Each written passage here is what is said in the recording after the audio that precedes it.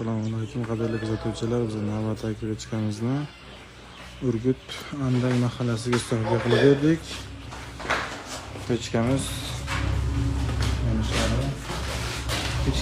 razmer 130lik. Kraskasini tutib beramiz. İçiga 4-4 bat kraskasi tutaydi, yoshiga tutab qotib oladi.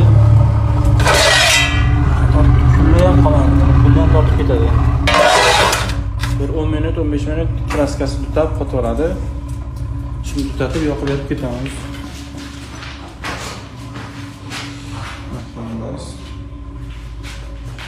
Bu orqa tarafi.